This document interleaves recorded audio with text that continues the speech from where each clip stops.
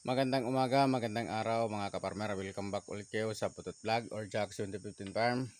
So ngayon mga kaparmer, update natin. Ipakita ko sa inyo yung harvest natin.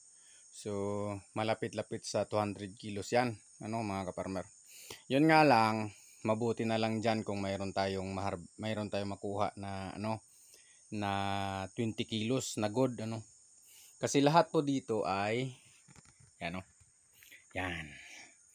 So wala, sira pa rin So wala tayong magawa dito. Sabi mo, Putot, gumaling na yan. Opo. Nung una gumaling siya.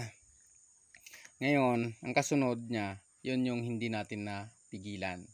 So hindi lahat ng nangyari dito sa ampalaya ko, kaparmer, is dahil sa punggos. Papaliwanag ko lang. Itong hawak ko ngayon, ito yung lapnos. Lanta ito masyado. Yan lanta masyado yan. So ito rin, lanta rin ito. So ito yung sinasabi ko na punggos yung magdali. Ito yung nung nakaraan kong tanim. Ito yung dumali, punggos Pero mayroon akong ipapakita dito sa inyo. Ito siya, nakikita nyo, spotted siya Kahit putulin mo yan. Yan putulin natin, di ba? Pinutol natin. Good yan sa loob. Sa labas lang ito. So yung nakuha kong bunga na mayroong punggos dito mga kaparmer, kahit ito, sirang-sira na itong mukha niya. Yan putulin natin yan. Yan good na good pa yung laman niya. Sa balat lang talaga ito. Pero hindi rin natin pwede i-deliver to kasi 3 days lang, sira na rin ito. So hindi rin yan bibilhin. So yung sinasabi ko, ito kahit ito, good ito Pero pag lapnos talaga siya, pag hinawakan mong ganyan, pag virus talaga siya, punggos yung umatake, lanta talaga yan. So hindi natin maiaalis dito na hindi tayo mapapasukan kasi kahit nga yung mga synthetic na mga fungicide yung gamitin natin, napapasukan pa rin tayo. Ang lamang lang, kaya ko nasabi na lamang pa rin yung chlorine sa lahat ng nagamit ko. Nakaharvest pa rin ako ng ganito, kahit mga reject to, kahit may mga spotted dyan na brown. Kahit mga ganito na yung tsura niya, mayroon pa rin akong na-harvest. Hindi tulad nung nakaraan na doon pa lang sa puno nahuhulog na, nalalanta na. So wala ka nang ma-harvest kasi nga gawa nga ng punggos din yun. So ano ba talaga yung naging dahilan? Ba't naging ganito yung ampalaya? So hindi naman ako eksperto kasi pangalawang batch pa lang to. Pero mayroon na talaga akong na proven and tested na hindi lang punggos yung pagtuunan natin ng pansin mga kaparmer. So sa ngayon hindi muna ako i-spray ng chlorine sa ampalaya natin kasi wala na rin yun. Last nga pala mga kaparmer, last days na lang pala ito sa ngayong Biyernes. Last na lang to last na harvest ko sa Lunes. Itong laman ngayon ng aking sprayer na i-spray sa loob is hindi ito chlorine mga kapartner. At lalong hindi rin ito hindi rin ito synthetic downy lang muna tayo. Pero mayroon pang isa yan, downy antibac, mayroon pares yan. Hindi ko lang muna sasabihin sa inyo kasi baka mayroon na namang mayroon na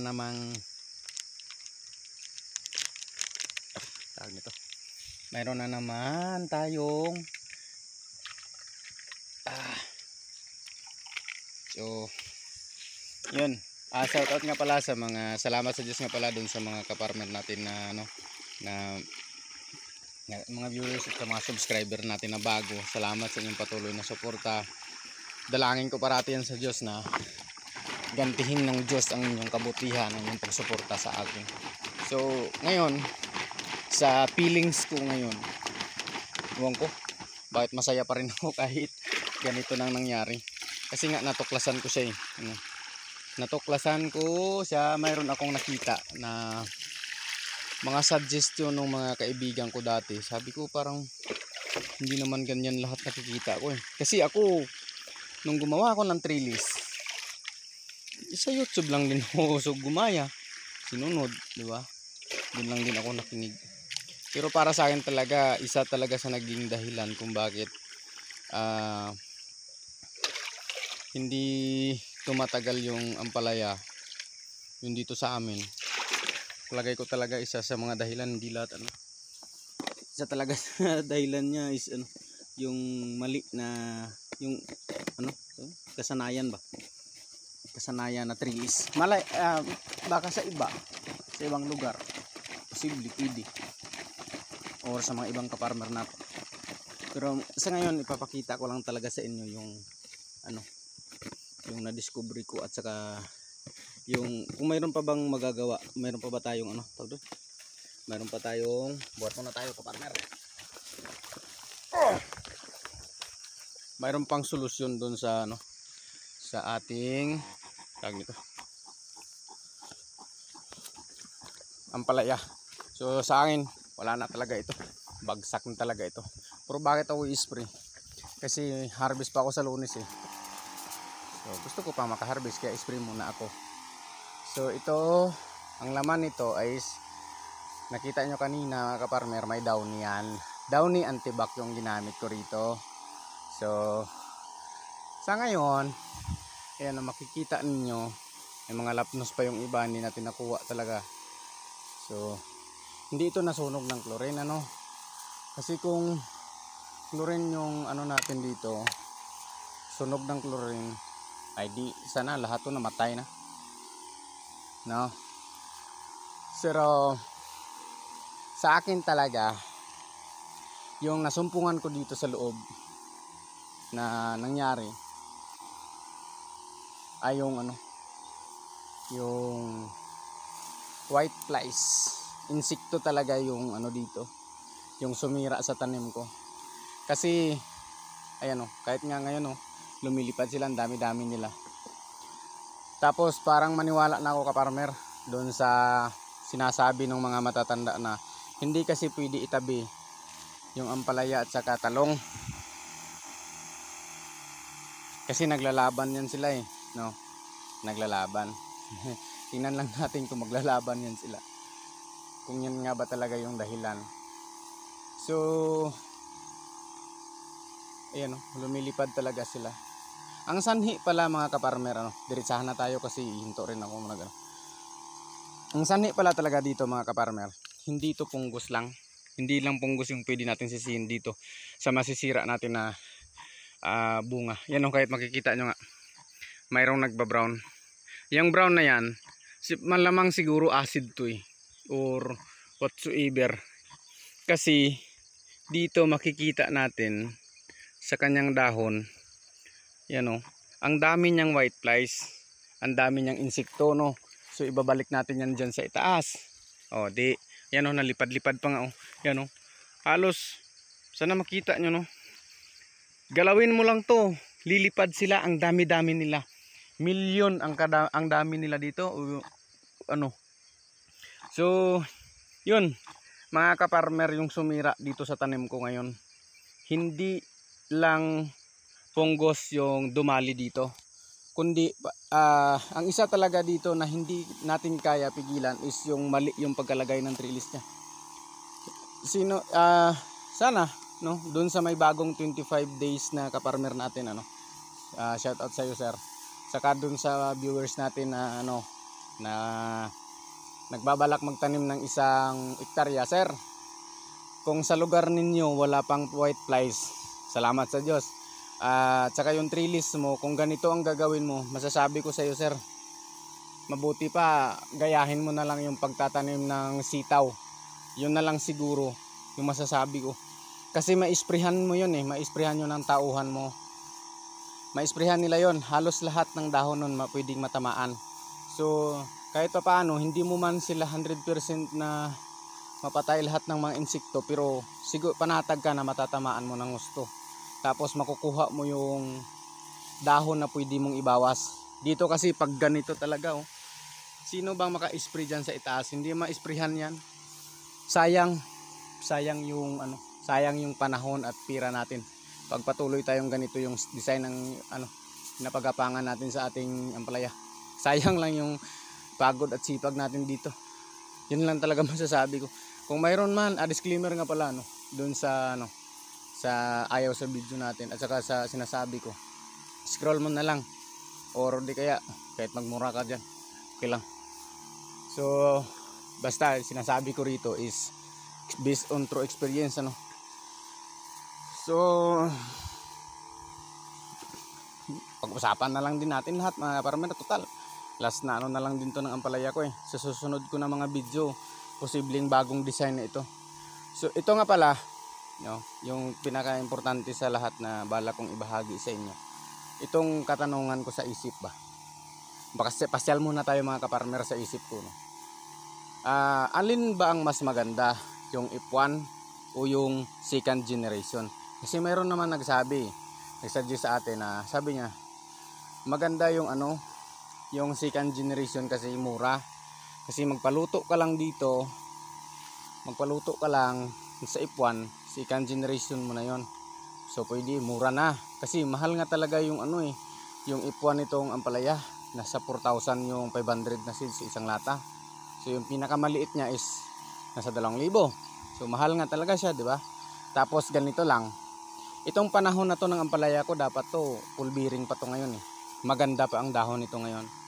So gawa nga na tinanggap na natin na sinabi natin parati pag ganito ng itsura ng ampalayahan natin. Matanda na kasi, nakasampung harvest na. Pero palagay ko hindi talaga tatagal siguro ang buhay nito. Kasi yung puno niya nakikita natin yan So yun lang, yun mga kapartner yung puno na na dapat nating ingatan na wag mamatay kaagad.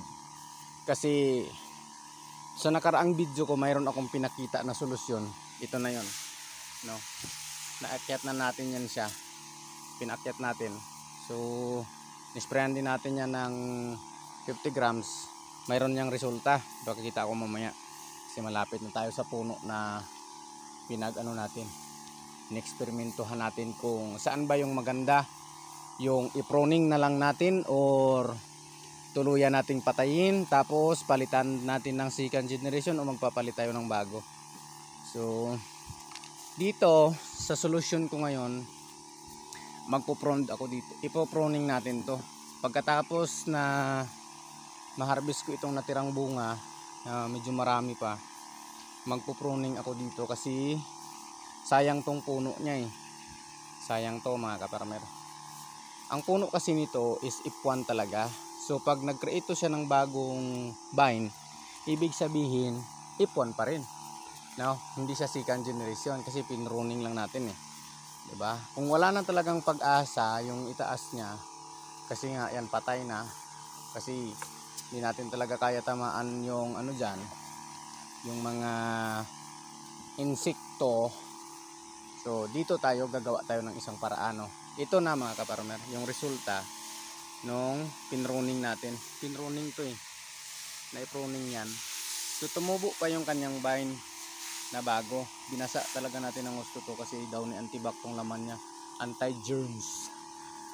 So yun mga kaparmer, siguro masasabi ko salamat pa rin sa Diyos na nangyari ito sa ampalayahan ko. Kasi tinuturuan tayo ng ng karanasan, ng karunungan dito. So wag tayong mawala ng pag-asa ganun. Tapos meron lang tayong babaguhin. Kasi sa palagay ko lang, kung na-sprayhan ko lang talaga ito ng ng pulyar parati sa itaas niya, sa dahon niya, hindi to ganito Hindi to ganito. So posibleng hanggang ngayon pa ito. So yung sinasuggest ko pala mga kaparmer, doon sa magtatanim o mayroon nang naitanim, ang gawin ninyo yung new walling type. Kaso nga lang paano nyo gawin yung walling type kasi wala man tutorial yun dito sa YouTube, walang action nun So abangan nyo na lang sa susunod kong pagtatanim dito. Pag nag-pruning ako dito, after 1 week pa bago siya lalabas yung vine niya. So mga after 15 days saka lang ako makagawa siguro ng walling type dito. So sayang no, sayang yung tanim natin ng mga kaparmer.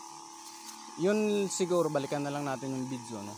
So hindi lahat ng resulta dito na dapat nating isprayan parati is yung ano lang, yung anti-fungus lang no. Kailangan din natin lumaban dito sa mga insekto. So kahit anong spray mo dito sa ibaba ng insecticide, hindi talaga yan siya no. Hindi talaga natin mapipigilan. Yung dahilan kasi ng pag-spotted na brown, kala natin fungus kaagad. Yung pala yung kinakain nila na ano, na dahon, yung waste nun naiipon, tapos pag nag-brown na, malalaglag dito sa ano, dito sa bunga ng ating ampalaya. Tapos yung nagigilo na yan, hindi yan sa kung ano pa, hindi yan na yung ano, yan na yung resulta nung kinain na sila ng mga white flies. Tsaka yung ano pala, bakit hindi may nagsasabi na hindi pwedeng itabi yung ano, yung mga matanda man yun, sabi nila sa akin ba, bawal kasi itabi yung talong at saka ampalaya kasi parang naglalaban yan eh. Ito tama yun. Naglalaban nga. Yung pinagkaiba kasi nila dito, yung talong na isprehan natin, na-isprehan ko siya ng buong buo, pati dahon, pati bunga, pati puno, na isprehan ng insecticide. Eh ito sa ilalim lang ako may spray, dito lang ako sa baba nag-i-spray ano. Grabe kadaming mga ano dito insekto. So nangyari, lahat ng white flies doon na ano nakatakas dito napupunta sa ampalaya. Kaya nangyari, ampalaya talaga yung sisirain nila kasi hindi naman natin isprayan yung sa itaas eh. Tapos lalo pa hindi natin sila natatamaan. Yung white flies kasi dapat talaga dyan, contact man o systemic, dapat matamaan yan kasi parang hindi rin yan namamatay sa alika. So ganun mga kaparmer. So baguhin natin yung design ng ating trellis. So pinauna ko nang sinabi nung nakaraang video ko na ano, na babaguhin na natin yung trellis natin. So yun nga pala, yung in-spray ko dito ay hindi ko muna banggitin mga kaparmer. Hirap na no. Baka ano pa. Pero yung chlorine hindi na, yung chlorine kasi kahit anong araw pwede naman tayo mag-spray na. Babalikan na lang natin yan. Spray din tayo dito sa susunod na araw. So ito kasi yung pinanghinayangan ko, yung mga bago niyang bunga. Yan. So walang tama yan. Kung saan yung may magandang dahon, doon ang magandang bunga niya, na maganda talaga yung bunga niya. Pero pag ano, mas marami yung brown, yung nasira na ng white flies doon sa itaas, doon talaga yung ano. Tsaka o nga pala mga kaparmer, ano, kapag natamaan na kasi ito, may spotted na, mapapansin yung dami ng ano doon, parang itlog nila sa bunga. Kaya nalalanta yung ating ampalaya. Yung bunga ng ampalaya natin nalalanta dahil din yun sa sa anak siguro yan ng sa mga larva ng white flies. White flies ang pinakamahirap na puksain dito. So hindi ko alam kung anong klaseng insecticide yung pwede ipamatay dyan. Basta pag na-sprayan ko sila sa talong, namamatay naman eh. Pero dito lang talaga ako hindi nakapag-spray kasi sa itaas kasi yun, hindi natin maabot. So wala nang bunga rito ah. Grabe talaga, sayang talaga ang palaya ko. Ay nako, buhay. So yun yung update mga kaparmer. Ingatan nyo yung inyong ampalaya, tapos dapat talaga mag-spray kayo, natatamaan yung kanyang dahon. Tsaka doon nga pala sa nagtanong sa kay sir, no, wala na ba talagang solusyon yung pamamarako. Hindi ko man naranasan yung pamamarako sir, kaya hindi ko masabi. Pero pag pamarako na kasi parang ayaw mag-plasing yata yan eh. Yun yung problema niya. Palagay ko insekto yung dahilan yan sir eh. So ang mainam na solusyon dyan, pruning mo na lang. Pagkatapos mong i-pruning, baguhin mo yung trellis. Yung mga kaparmer, yun talaga pwede nyong pwede nating ano yun gawin yung style ng ano ng style nung tawag dito pagtanim ng sitaw. Yan, ganun kasi matamaan mo siya kabilaan, pwede mo isprayan, so lahat natatamaan mo. Ang kon mo na lang doon yung kanyang vine kasi marami, no, yun din. Pero pag wooling type yung paglagay nyo ng trellis, nagagapang din kasi sila doon, matamaan mo rin yun kabilaan, wag lang talaga sa ibabaw. Grabe, sakit sa dibdib. Wala tayong magawa, ginawa natin yung paraan natin, pero buhay pa yung kanyang puno. So bawi tayo sa puno niya mga kaparmer, F1 pa rin yun. So tapos na tayong mag-spray. Yan, wala na rin to, spray na lang tayo dito, parang into ba, wala na rin to. So ito mga kaparmer, tapos na ako mag-spray. So ito yung sinasabi ko, ito patay na ito. Yan, pinatay na natin yan, di ba? Patayin natin yan. Makita nyo ba mga kaparmer? Pinatay na natin yung kanyang vine doon sa itaas. Tapos dito, mga 1 feet yung pagputol. Yan.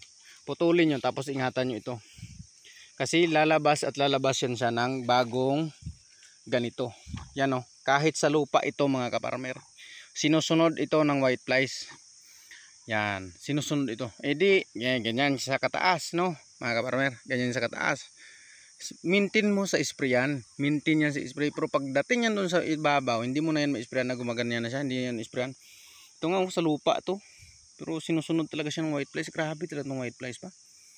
So yun mga kaparmer, kapag wala nang pagkagaya na nito yung itsura ng inyong ampalaya, wala nang baga, nakatrilis kasi tayo sa itaas, no? Wala nang pag-asa. Pinakamainam na solusyon, pag buhay pa itong puno niya, putulin nyo na.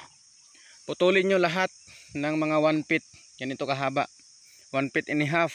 Pag pinutol nyo, abunuhan nyo at saka sprayan pa rin mga kaparmer. Ingatan nyo na yung susunod nyang, dito magpatubo kayo dito kahit 3 pa or 4 or 5. Pwede na. Tapos, ganyan, nakalinya na siya kaganyan. Kapag pwede na yung design ng sitaw muna. At saka yung lamang kasi dito sa pruning, yung nakita ko talaga siya sa may pruning, ganon lang din yung niya. Pero yung lamang niya, kapag bumili tayo uli, bibili na naman, gagastos ka na naman, tapos aatakihin lang din ng white flies, pero itong puno na to na sinasabi ko, ito kasi yung unang nakita ko yung puno na ito mga kaparmer, F1 pa ito. So lalabas siya ngayon ng bagong vine kagaya nito. So yun na yung ingatan natin. Tapos ang maganda dito, mas mabilis tong magbunga. Kasi nga hindi na siya yung yung pinaka main root niya, main vine. So yun, kahit gawin natin dito, magpatubo tayo diyan ng 3 or 4, pwede. Basta ma-maintain lang siya natin. Pero wag na kayong, sinasabi ko sa inyo, wag na kayong maglagay ng ganito pagkapangan sa itaas. Kahit lang, okay na yun. Kahit yung lang tawag doon, yung twine, ang maganda para hindi siya babagsak ulo bababa, magandang gamitin ninyo sa yung alambre.